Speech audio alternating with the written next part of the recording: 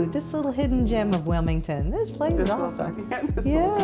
We tell everyone we're like the welcome wagon for this city. Whenever I have friends visit, I call it the Tour de Delaware instead of Tour de France. and I will take them Route 9 to the beach, and we'll go to Dogfish. I'm just like, I want to show you all the things. Let me give you all the reasons that Delaware is awesome. Yes. Yeah, we say the same thing. Welcome to Conversations with Kelly, where we sit down with business leaders from across the state to take a deep dive into topics that are really important to the business community. I'm Kelly Basil, Vice President at the Delaware State Chamber of Commerce, and today we're talking about remote work and the changing landscape of hiring. With me at the table, I have Susan Kelliher, who's Chief People Officer at Chemours. Thank you for hosting us today in your office. And I also have Megan Couch, who is the Chief Experience Officer at Integrity Staffing Solutions. Thanks for being here. Thank you for having us. I'd first just want to kind of start off and you introduce yourself a little bit, tell us what you do with your company and then what your company does. Megan, would you like to go first? Sure. Megan Couch, I'm our Chief Experience Officer. We are Integrity Staffing Solutions. We are a staffing organization that does temporary, temp to hire, direct placement jobs. We started in Delaware, that's where our corporate office is, and we have about 75 locations across the United States. So help get people into jobs and opportunities. Which is a big piece of the need today. It's yes. huge.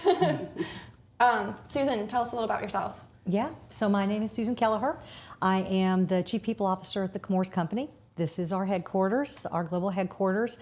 I've been with Chemours for about 5 years, and in my role I have responsibility for what you could think of as the traditional human resources functions, everything from staffing all the way through development, supporting people through their entire employment life cycle. And then I also have responsibility for our environment, health, and safety programs. Okay. Very interesting. And you guys both bring two cool perspectives to this conversation, one being a staffing agency, and then Chemours is a large company, so I'm sure you see a lot of applicants come through every day. And let's be honest, the landscape is completely different than it was 2 years ago. I mean, it was changing before the pandemic, but I think the pandemic really shone a light on a lot of different trends and kind of sped them up, one being remote hiring. I'm curious, what are you guys seeing in terms of remote hiring? So I guess I'll take this one Sure. first. It's mixed for us, I will say, because we have a lot of organizations and companies that we work with that it's not remote. Right, so there's absolutely the component where there's not an option to even be remote. Right. So it all dependent on type of job.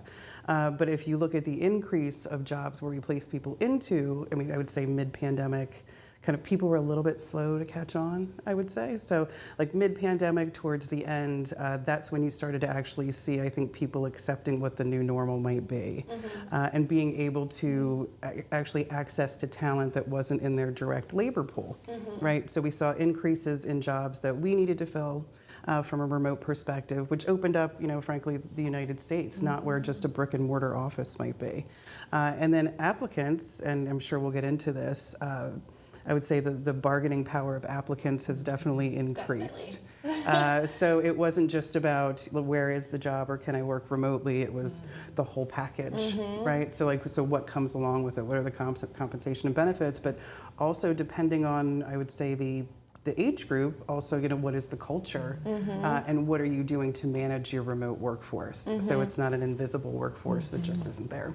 Well, I'm curious, I have a follow-up question. Yes. Is this something that your clients are coming to you asking for advice on how should they be responding to these requests? Absolutely.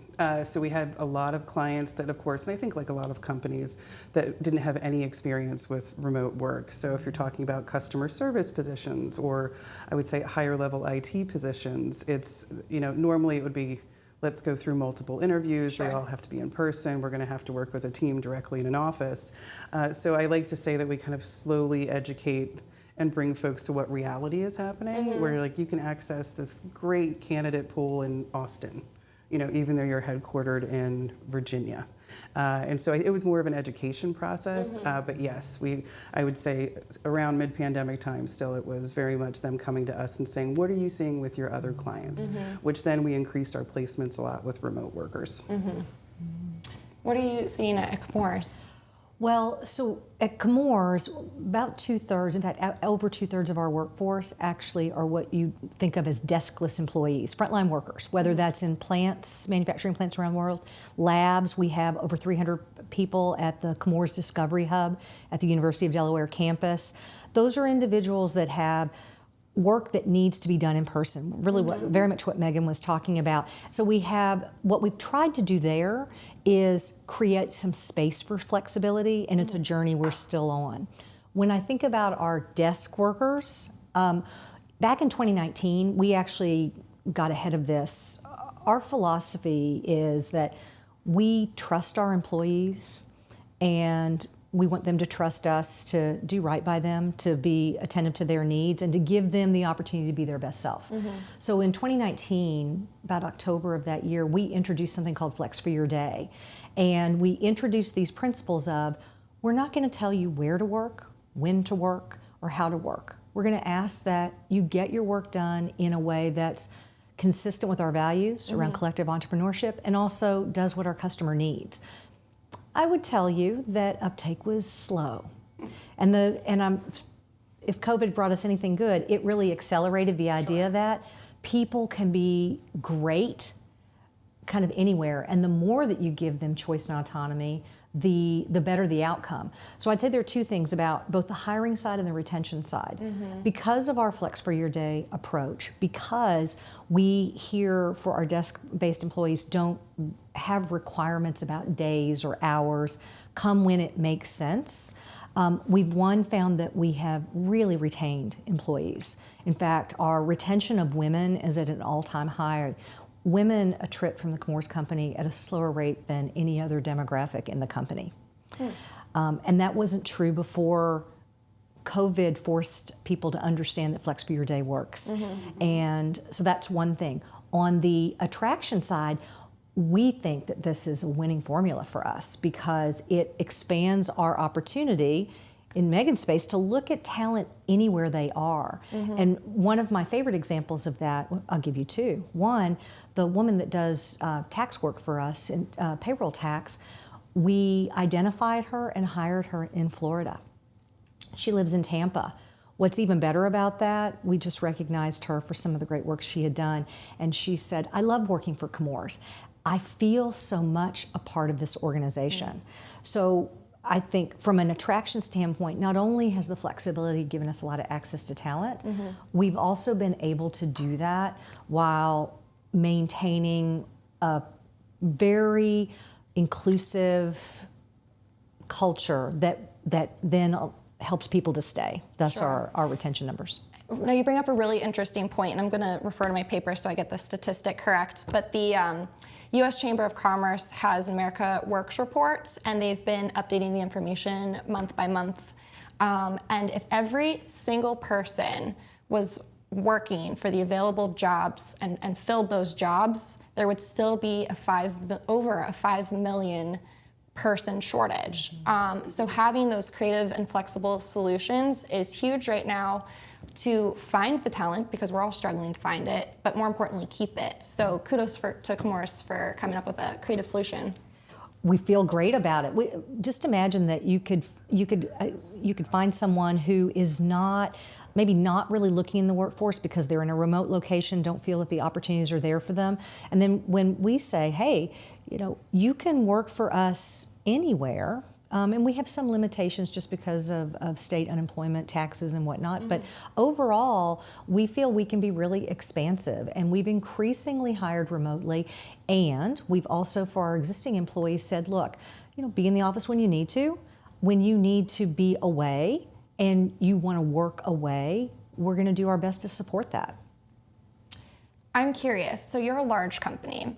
How can a smaller business navigate this world? I can tell you the Chamber, we have 9 people, and we've been hiring in the last couple of years, and we have had people approach us in the application process saying, is this job remote?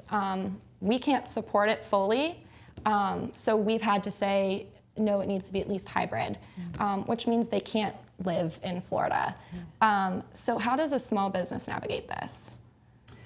Well, I mean, I think first I would say kudos to Chemours because they absolutely, the culture and environment in what she's talking about is what employers need to look to model. So if I look back and I say, let's take November, and there was 4.5 million people quit, Great Resignation, like, okay, and I think that's when a lot of employers were like, okay, this is happening. Like, this is very real. And labor force participation rates are low. They're still low to where they were years prior or even months prior. And it's not a one size fits all. Right. You know, because you're always going to have components of what you're talking about. Like, it's going to be a requirement to be able to come into the position at some point. Then I would look at more creative recruiting on what other perks or job benefits you might able to offer. On the other hand, you know, and I don't mean to go back or start automatically with pay, but what is the compensation for the position? And are we making that enough for somebody to be able to do that? And are you able to do it 2 days a week, 3 days a week? And then I would say on top of that, when I say perks, where it's like unlimited paid time off, like is that a component within your company? Like I think you need to kind of go line item by line item and see what the offerings are. And I know a lot of companies are very, I don't want to use the word stuck, but maybe for lack of a better word, they are used to a very certain set package. And this is how an organization runs. And it's kind of like, even if you can start to look at 2 or 3 aspects, and whether it is compensation benefits or, you know, remote work, I think folks are looking at as a benefit right now. Where it's not just going to be a benefit. It's just going to be, this is the way that work is actually going to consistently happen in the future. So for smaller organizations, and it might be something to the effect of even job sharing, but then you have to work out a package for job sharing, like why it would be advantageous for all. You bring up another question I have about, you know, creative benefit offerings. What's Chemours doing? What are the trends that you're seeing? Because as you mentioned earlier, people applying for these positions have so much more negotiating power right now, and so you can't just sell yourself on the paycheck. It's about the package now. So what are those benefits that are really appealing to people? I would say from our experience, it depends on what the actual positions are for. And I think some of it is very demographic based as well. Where I will say, I would say hiring managers, one, probably need to level set with being able to interview folks in different ranges, where it's like instead of having these, you know, 10 key things that they're looking for, it's not going to be the same thing because the drivers for people looking for a position are different. You know, so in our organization, it's very much somebody might want a temporary position for a short period of time because they might have left another position and they're not sure what they want to do. Another person might be very into or group into what that culture looks like, how involved people are, the company is with their culture, how much they give back, what charitable organizations they're involved with, how much volunteer time did they potentially get paid for. I have a lot more culture questions, I would say, coming up about that. And the tenure doesn't seem to be as prevalent as I would say even 5 years ago or 4 years ago. But there are certainly folks that are like, I think the question to be more specific is when you used to ask, like, where do you see yourself in 5 years? The 5 years is now an antiquated number. It's where do you see yourself in 2 years or 3 years? So I think to kind of get back to the question as I digress, I think it depends on the position you're interviewing for and what we have done have been different things kind of based off different clients and different needs and whether that is charity type of time, or whether that's increasing comp on certain time periods, or even being able to go down to a level of like transportation where it's like, okay, so if it's not direct comp, then we'll lead to a transportation offering, which has worked well in a lot of our different places. So those are off the top of my head, I think a couple of them. Susan, what are you seeing? Yeah, we actually avail ourselves of all these things. So when I hear Megan talk about them, we every year, we just started last year and it's been so helpful to us. We actually do a listening tour with our employees. We do that over the summer and we talk to our employee resource groups, our Black Employee Network, Women's Network, VetNet, all of that. We talk to groups of employees that are on our front line. We go to the labs and we say, hey, what matters to you? Here's what we do today in terms of the total reward of being a Chemours employee. how we think about pay, how we think about benefits, how we think about career development. So we really give them a comprehensive view, and we have an honest dialogue about it. That's resulted in us, we've expanded our parental leave, so we have more parental leave now than we did 5 years ago when we were born. We have, for many years now, we celebrate Martin Luther King Day as a day of service, and we actually encourage all of our sites around the world to take that day and employees give back. We have month of service during the United Way campaign. So we do a lot to encourage people and support them in being able to do the things that matter to them. That's very important to us as well. We have a purchased vacation program.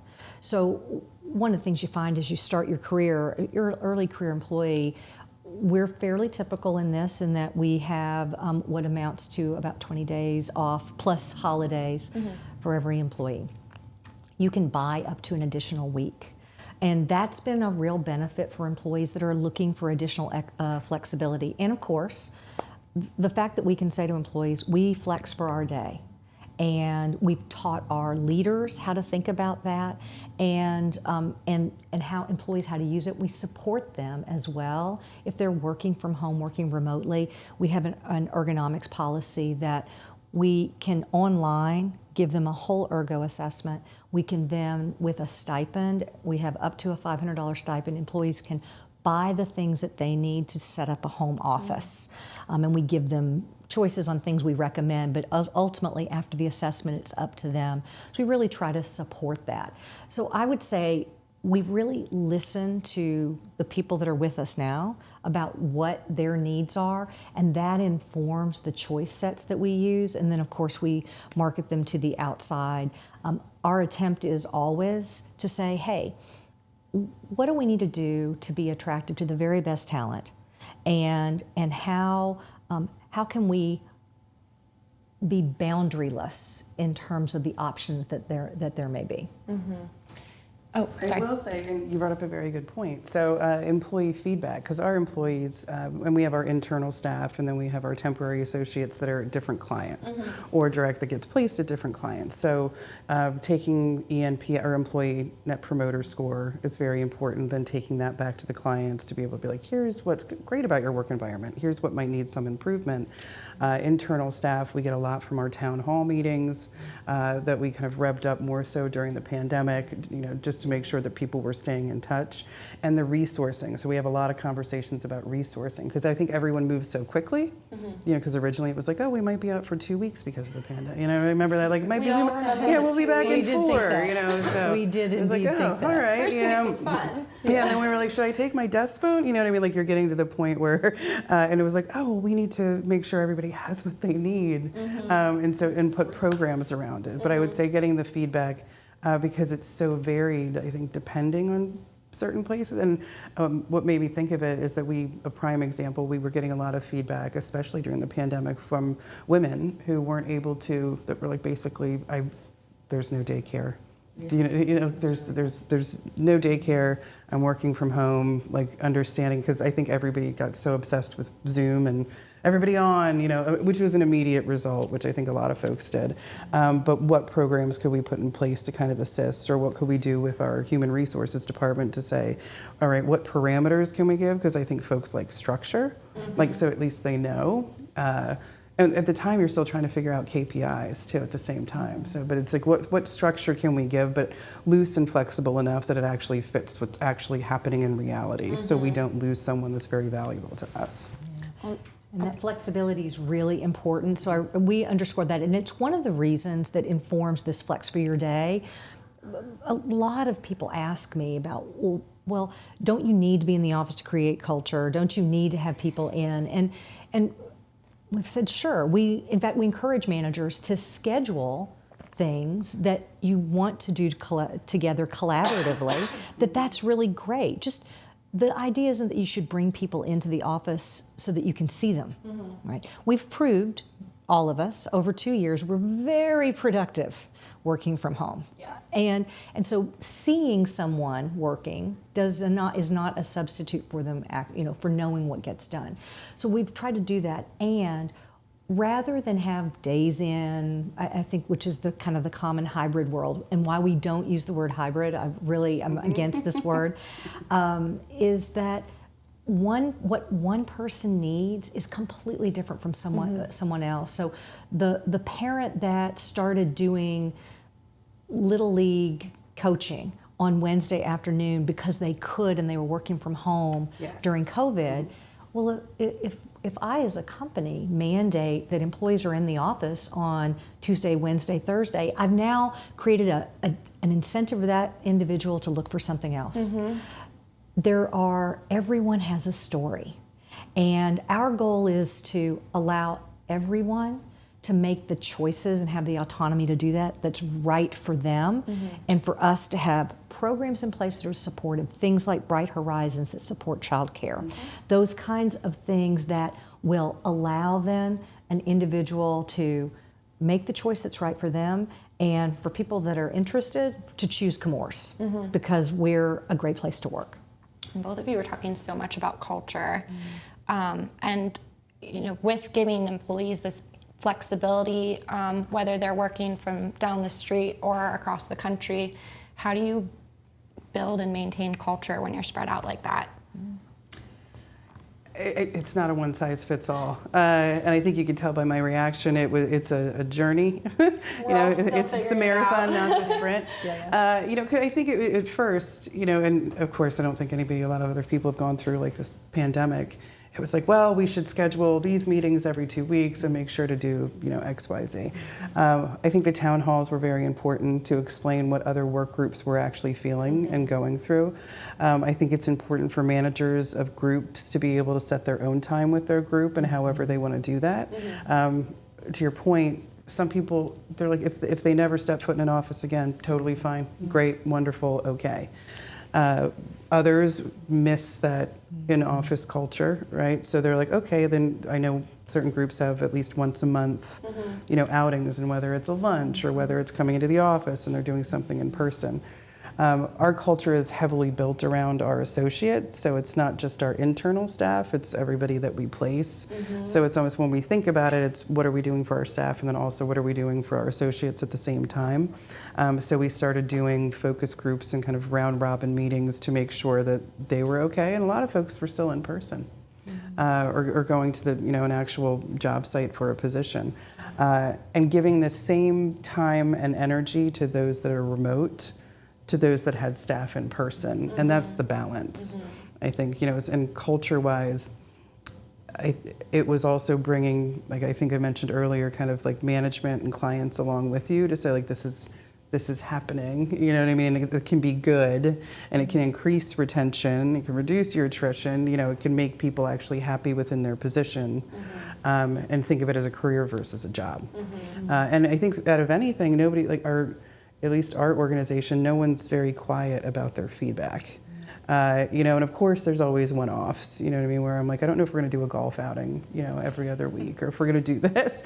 But every suggestion is heard, I will say that. But I think the key on that, which sounds very basic, but I don't think it's often executed, is following up on every piece of feedback and then providing the update of why we may or may not be implementing it. That's a good point.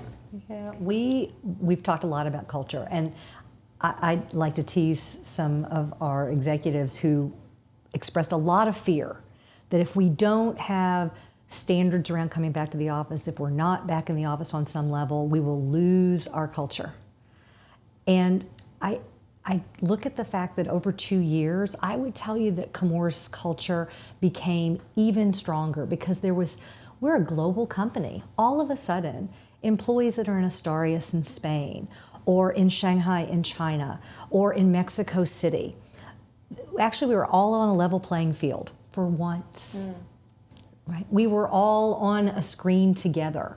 And so I like to flip the script on that and say, actually, we've had an opportunity to think about our culture differently, that our culture isn't defined by whether or not we're face to face. It is how we live our values with each other, how we treat each other, how we care for each other. And that was such an important part of going through the pandemic together. So that has been something that we really hang on. And then we've done things to supplement that so that people feel, we make sure that they keep feeling our culture. A great example is we have an Orange Award program. It is an online, started as social recognition, allows people to jump on and boost, high five, and tag on to recognition. Anyone can give, anyone can get. That is a global program. It's really brought us together. We amplified that with a point system, so then you can have points awarded. Everyone has points to award. They can give them to peers, to their boss, and then they can buy things with their points. That's really attractive. And we have a cash program. All of that we doubled down on as we were away from each other, and that helped to amplify who we are and how we feel about each other. That program is all built around our corporate values. And then for our I'll say our headquarters desk employees, as there was a lot of worry about coming back to the office. You know, Megan said there are some people that just never want to come back. And I absolutely. And I was my husband. Yeah, Yes, right. they would be absolutely fine. And we're okay with that. So we have about 550 employees that are assigned to this global corporate headquarters. And of that, I'd say there's about 10% that said, I never need to come back. I never want to pay for parking again, right? And or whatever those reasons were. But most employees did really want to have an opportunity to connect. So we've been very clear, and we've spent a lot of time training managers on how to create an engaging environment, talking about how they run their meetings, encouraging them to provide people with notice and structure. So awesome, you absolutely bring your employees in once a month. Let them know so they can be planful, because you've got to be responsive to, everyone has built their life around working remotely over these last 2 years. So you, as a leader, need to be responsible for being very planful and thoughtful about when you bring people in and what you're going to do. And the last thing that we've done here, it's an experiment. But I've been, so far so good. We're pretty excited about it. We've hired a contract employee experience coordinator. And Amanda works with us. She works about 10 to 15 hours a week. Her job is to program the office. Because if you're here, so if you come in for a meeting that's a half a day, you know, let's make it worth your while. Let's not just like you came in for a 9 o'clock meeting, you were here till noon and you bolted. So she's worked with local businesses downtown. She knows everything that's happening in Wilmington, and she works with our culture and talent team on learning and development programs that we can bring in. We've had the Wilmington Police Department come in and talk about safety in downtown Wilmington. So we have, she publishes, and we have on all of our digital boards a 2-week calendar, and we do things around themes. Our employee resource groups jump on the bandwagon, and they are hosting events. So all of those things are really intended to ensure that we express our culture in everything we do, and that our culture isn't defined by whether we are in an office building together. It's a really important point, because I think, as speaking from a lot of our small business members, they really struggle with that and trying to figure out how they can keep their culture in place and continue work productivity. And you both mentioned it earlier, but so many people have learned that they're just as productive at home. But the trust piece of that is so huge from management, and making sure that, you know, we're all getting our to-do list done. Right. Yeah, and I think that goes with KPIs that might change, but you have to set up at least initial KPIs for folks that are home. Define KPIs and explain them. Key performance indicators. Thank you. Sorry. Yep, you're right. I'm not an HR professional. Yeah, so key performance indicator. And so what, just expectations for folks in each of their positions. And that doesn't mean managing the clock. I mean, I think the latest research shows that somebody is more productive actually when they potentially work from home, you know, just timing wise.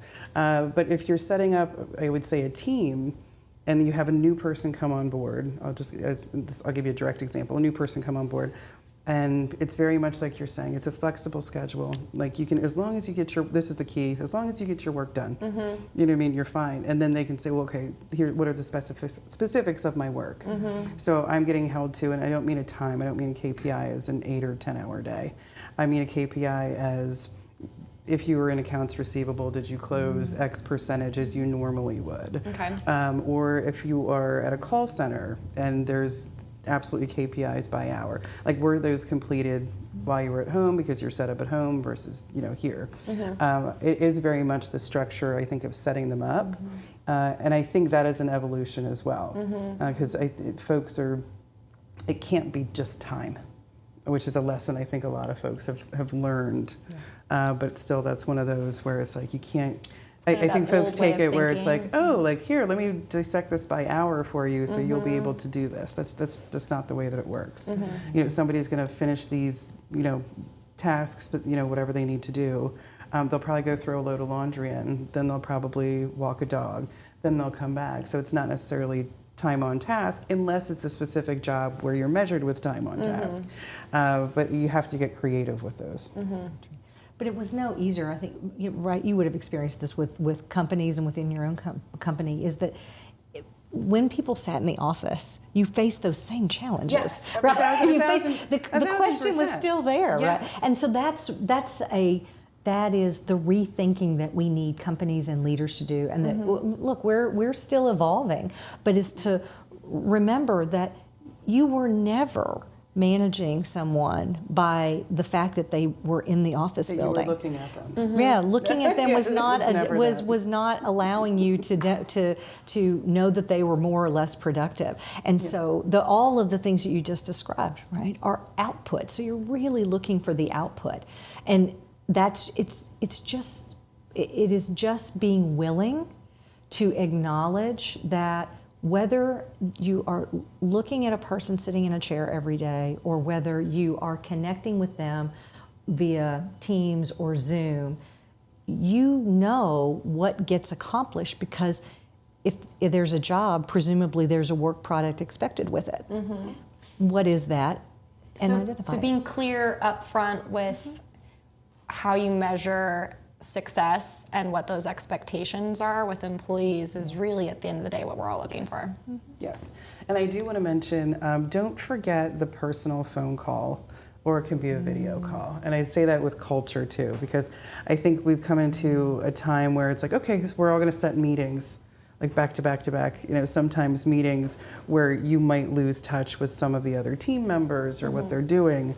I would say do not forget the personal touch, and especially, and we had to look at onboarding of new employees, and what do you do there? Like that's one where, unless the person is, completely against it, it's you come back to not necessarily the office, but some type of event, and you make sure that they feel welcome to show what kind of culture that you have. And you send the package before, and you make sure that they know what you're thinking of. But I think folks started to think, you can tell me if you experienced this, we're either on a Zoom call, and that's it. Like we're everybody's Zooming. We're just going to Zoom. Where if you pick up the phone and actually call someone I think people and have a personal conversation, and I don't mean to date myself, because I have a 16-year-old son. If I called him right now, he'd never pick up the phone. If I Snapchatted him, I get him and I get that. I understand that.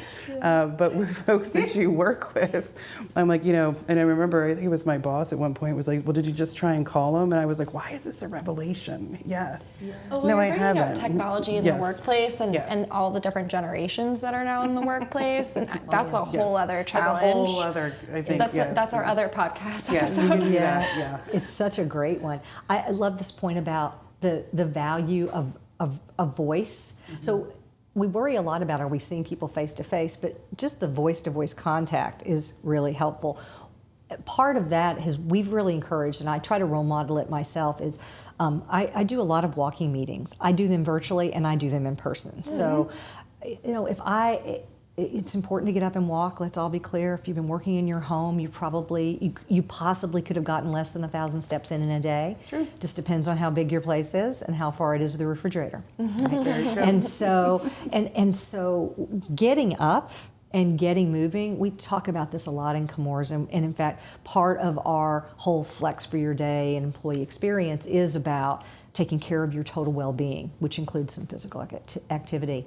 So I've been role modeling walking meetings, and in fact, I block time on my calendar where all I do is I call random people. So I'll be on my headset walking through the park, and I'm gonna check in on someone. Mm-hmm. Yeah, pick up that tip. Yep. yeah, I'm gonna check in on someone, on a colleague who's in France, or I'm gonna check in on a colleague who's in Parkersburg, West Virginia, or just one of the team that's located here.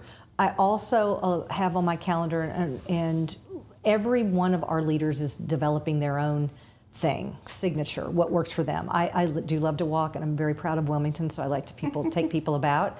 And so employees schedule walking meetings with me, and they come in sometimes just for the walking meeting, and they can do 30, they can do an hour, and we map it.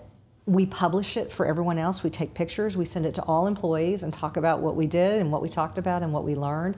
That connection, so the person that may have done it, got the connection one-on-one, but we amplify that connection, because you do have to, relationships are part of the human condition. It's part of actually what helps with our mental well-being. Right. So you gotta really invest in that. So you're not totally connected by Zoom alone. I will say I have one add-on, and I might take it too. I like it with the walking, but I think we had to figure out maybe not this month. Yeah, I was maybe in September.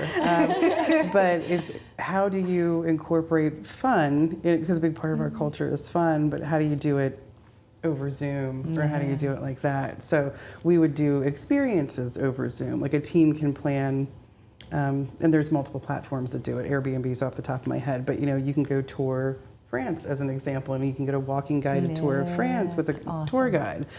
You can do meditation, you could do yoga. I think we've probably done 15 or 20 of these. And as weird as it sounds, where people are like, what is this invite for? Like, why are we doing this? It actually, by the end of it, has very positive feedback. Where even if it's just to say whoever you might live with at the end of the day, like, what'd you do today? And they're like, I meditated with a monk today. And you're like, all right, weird, but I like it. So those creative solutions are everything. This is more of a personal story, but at the beginning of the pandemic, I had friends that live all over, most of them in New York, but because you're stuck at home, we were looking for things to do, ways to stay connected, and so once a month, or I guess it was every other week at that point, we do a PowerPoint club. It sounds very nerdy, but we would come up with a random theme, for example, the places you'll go, and however you interpret that, make a PowerPoint, and we would each take turns just giving our PowerPoints, and the way people would think about that prompt and interpret it was so fun, but it kept us connected. It's the connection, yes. And it's great that I love the self-determination in that. Like, hey, let's think about what we might try out. It feels random and maybe nerdy to some people, but you just put it out there. That's another element of this that I think is important, is individual determination and choice, and letting people kind of bring their own ideas into the mix. We've had meditation on a weekly basis for quite some time. There's been in place, and it's actually employee-led. Because an employee said, hey, I'm a certified meditation coach. I'd love to do this. And we've had other groups that have said, hey, we're scattered all over the world. The way we're going to get together is we're each going to cook at home, and we're going to share how we're cooking. We're going to share the recipe. We're going to talk about it. All those kinds of things are just part of the great human connection that you can build. And so I like this PowerPoint, and I'm going to share it with Amanda because I think it's a really good one. I'll share you my interpretation of the places you'll go. It was a whole wine tour, and it was great. I educated everyone on the topic of wine. Fantastic. Great, I go to a lot of those places. Super. Fantastic. What other creative things are you hearing from maybe some of your clients? And I like to say, like, I think we give a lot of creative ideas. We have a lot of clients that actually do similar to what you're talking about, but where it's the scheduling in advance is kind of key, but it's committees, and it's different committees for different, I'd say, areas. So fun committees, or especially if it's summertime. I mean, I can give an exact example right now. So usually there's a lot of food related to it, and that might be 3 times a week, you know, but it's and we try to stress community-based, where it's okay, like go to community, like local vendors, and they will come in. They've brought in family days or done family days and had folks come to the different places where they work. If it's not an exact physical location, or rent somewhere else, and they're able to at least do something, like think of maybe Sesame Place isn't the best example right now, so I'm going to say Dutch Wonderland-ish. Folks might not understand, but like some kind of park or area where there can be an event. And then raffles and prizes are a good go-to, I think, a lot of the time. But again, planned in advance, and then actually get feedback from the employees about what they want to do. The most prevalent feedback we get from our employees is thank you, you know, and not current, I would say, but thank you, but did you ask anybody what we wanted to do, right? You know, and it was like, yeah, we probably should have. So we learned that lesson a long time ago. And a lot of it is, I would say generally, folks wanting to show family members or friends kind of what they do. So that might be an event around that. But then what perks can we provide? So if they are flexible workforce, it's making sure that if we're doing those lunches, then you're able to facilitate sending those lunches to the entire workforce, not just ones that work on site. And then we also do have an internal system. It sounds similar kind of to what you have, where it's recognition based. And you know, it promotes our values. We have 8 core values that we, you know, one off the top of my head, advocate for our associates. And that's really going the extra mile. So there's trips, and there's prizes, and there's even down to, this wasn't our idea, it was an associate idea. Can we get paid volunteer hours? And then can we promote it by almost a contest to see, and then somebody, you know, wins a trip at the end? Very cool. Yes. Like we can do that, you know, where it's like a lot of the things I think we find, you look at and you're like, it seems almost basic, where you thought, like, why didn't I think of that before? Like that probably would have, instead of overthinking it. And then I'd say the other part is where committees are set up to promote the interest at specific organizations. And whether it's a virtual book club, kind of like what you were talking about, a virtual party planning committee. But there's, I know a company that has 5 or 6, you know, they meet on a regular basis. They come out, and they've actually impacted policy, you know, because I think the feedback that they get, you know, very much, and that was related to PTO actually, or paid time off. You're both mentioning things that are employee-led, and I think that's really important too, because that makes them feel more bought into it, and a lot more ownership, and really drives the programs further, and they last longer. Absolutely, and people know what they want. So creating space for individuals to come up with their own ideas, and then encouragement for them to put them into action. I think that just creates it starts to build momentum that others want to do it. One of very recent example, and I was so tickled about this. We have quite a new employee, and she. For her role, chose to move to the area. So she's new to area, new to us. And a few weeks ago, she put out a note to just the people she's met so far. She included me on it, saying, I want to host a potluck breakfast. I'm going to do it on Wednesday, this day. This is what I'm going to bring. Everybody who's interested. So, and she said, and please forward. So we amplified that. And we probably had 50 or 60 people. We had more food than we knew what to do with, but it was just a great example. The company could pay to bring in breakfast every Wednesday. We tried that a little bit, but it's a little bit spotty. It doesn't create the sense of community. What it really took was one person saying, I'd like to meet more Chemourians, and here's how I'm gonna do it. And for the company to support that and amplify that for her, then allowed her to create a much broader network than she could have done over weeks, months, maybe even a year She knows a lot more people than she did before, and a lot more people know her. And those kind of self-determination is something that we really strive for. We want all of our employees to feel that they have a great deal of autonomy and ownership over what happens at Chemours. So I'm going to change the tone a little bit. What do you think is the greatest challenge when it comes to hiring and retention right now?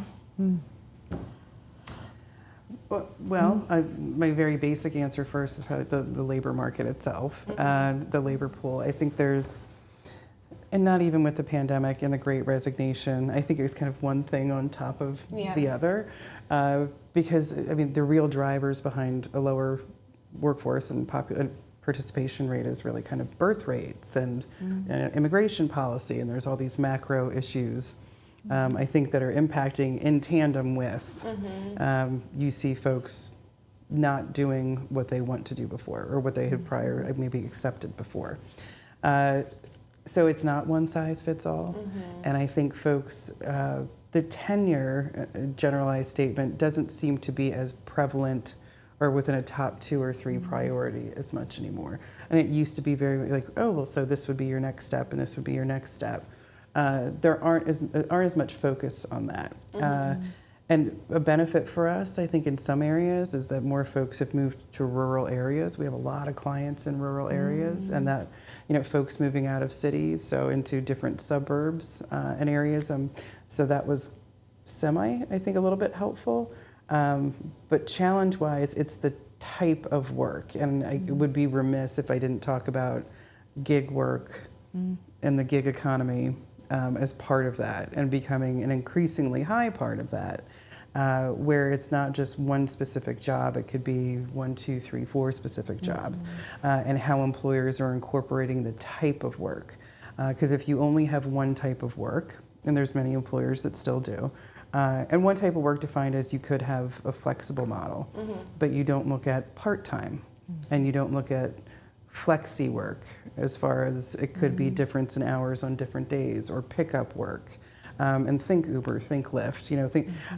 There are a lot of folks, that is what they are looking for, and not just as a supplement, but as a main form of income, because it's the sum of the total. So I think trying to find folks that fit into all of our different types of jobs, it's really a question of us figuring out. And it's not going to be a stagnant equation, but just like what type of work, and you have to have it available. So if you're going to just get stuck in one specific kind, I don't think that that's going to work future forward. Well, certainly all the macro trends that Megan's talking about are very real, right? There aren't enough people applying for many jobs. In our world, we have a number of jobs that are highly technical, like toxicology. Right. There are only so many toxicologists that are coming out of universities in any given year. And so some of it is the work that we do as a company to help to stimulate more interest and more study in areas that map to the work we do. So we have that at a few levels. We have ChemFest, which is our school partnerships. We have 2 schools here in Delaware, Servian Academy and Eastside Charter, with whom we work to inspire STEM, so that students will go on to study STEM either at a community college or a full university level. We replicate that around the world. And then we also have, we launched with the American Chemistry Council the Future of STEM Scholars Initiative, which is specifically for students who wish to study STEM at historically black colleges and universities. So some of it is amping up the pool. You're literally building the talent pipeline. We are, because we have to. The other thing I'd say too is making sure that we can reach people. All of the things that Megan said about people looking for part-time gig work, different ways of working, people who maybe left the workforce. I mean, we've all heard about how women left the workforce very purposely and haven't come back. How do we reach them and let them know that we're interested? So I think finding them is another thing. And then the last thing I'll say, and it's something that we work on with our hiring managers, is the openness to people who maybe have 70% of every single qualification, and maybe you're missing 30, and how do we develop them?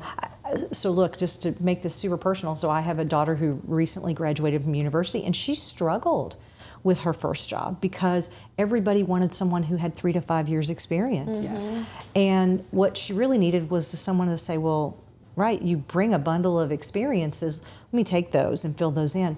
We've done that ourselves. We in fact, we had a position during the pandemic actually where we were backfilling for someone who had 26 years experience. The initial idea was, oh, well, I need someone that at least has 5. And our provocation was, really? What's it really going to take? And in fact, so we ended up doing is we hired a recent University of Delaware graduate, and she has been extraordinary. And she didn't have any skills actually in the specific area. Yes. So with some of it is, they're really on 3 levels. Build the pool, which is the work that we're really proud to do. The other is finding those people who maybe have gone out of the workforce and creating an opportunity to encourage them back in. And then the other is opening our aperture a bit in terms of taking people on that we can grow and develop ourselves, whether that's someone coming straight out of university who maybe doesn't have all the experiences that we might like, or someone graduating straight out of high school, and how can we support them in getting some of the training that they need then to be able to work for us as a lab technician, et cetera. So that's kind of the full suite of things that I think will really define whether or not we're able to fill the gap of 5 million, a gap in 5 million people that we need to fill. Well, we're out of time today. I do want to give you both the chance, though, to give me your conclusion statement on the topic of hiring, remote work, attraction, retention. Conclusion-wise, I would say this is going to be an evolution. We're not done yet, and I want to say what you were talking about as far, and you'll hear the word upskill. I think that's going to be very key because it's going to be about the folks that you have, remote or not, that you're going to be able to bring to the table. I think it's about employers examining their hiring criteria and what they can actually look for and the type of work that they're offering. And remote work it's not going away, nor I think do we want it to go away.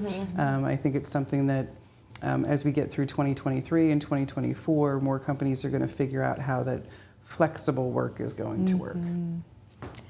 Oh, for sure. We definitely are still learning and still evolving our thinking. What I think is a very big deal is for leaders to understand that the world has fundamentally changed and have an openness to thinking differently about work, thinking differently about talent, and just being much more open-minded and inclusive in that thinking. It's the thing that we really are trying to role model at Chemours. Sometimes our old instincts want to get the best of us, but it is about saying, hey, we can be the company that is willing to take on a next generation of talent that maybe hasn't had all the experiences, but we have decades of experience with this company that can help to bring these people along, and that's an important role to play. I'm excited about that. Honestly, I'm thrilled with what we have in front of us. Talk about, which I probably should have, is the speed to actual hire, and that has changed, I think, dramatically. Where you used to go through panel interviews and it would be 5 weeks, 6 weeks, what have you. That has definitively changed, and I don't think that that's going to change back because of the number of openings, and especially with flexible and remote work. So if you have a great candidate, hire the great candidate. And do it right now. Yes, This is actually great. yeah. So Megan's plug is so right, because we're largely a group of scientists. So our scientists, they want the perfect answer. So they love really extensive hiring processes because they want to be right. Your point is so perfect. When you've identified a candidate that meets your criteria, you've had a good interview, you feel like they're a great fit for your company, have the offer ready Yes. before they leave. Yes. That's really, and that is absolutely something that we preach to all of our hiring managers, and I'm glad to have it from an expert. I'm glad to have an expert say that. 1,000%. Yes. Yes. Yeah. We've gotten to a place even, I would say, with our applicants that they're able to do it. They can do an interview anywhere. We can do a video interview. We can do it different ways. It's open field. The holdup has been, I would say, it's just folks that are like, no, we're going to go through week 2, week 3, week 4, and you're like, they're gone. Yeah. They're gone If by the they're end right, of they're like, right, the end of and week 2. Yeah. hire them. That's right. That's right. Have the offer ready. Well, this has been a really awesome conversation today. Thank you so much for joining me. If people wanted to get in contact with you afterwards, Megan, how can they reach you? Sure. So I'm on our Integrity Staffing website, or you can email me directly, Megan, MEGAN, at integritystaffing.com. Great. And Susan? Yeah. So you can reach me at the Chemours Company. We are in Delaware, right on Market Street at Rodney Square. I'm here most days. I walk all the time. You can find me almost anywhere. Look for her in the park. Look for me walking through the park with an employee, having a conversation. And if you prefer an electronic version, you can reach me at susan.kelliher@chemours.com. Great, thank you. And if you have suggestions for future conversations, you can reach me at kbasil@dscc.com. You can find the Chamber on social media, LinkedIn, Facebook, Twitter, and our website, dscc.com. And thanks again for joining me. Thank you. Thanks.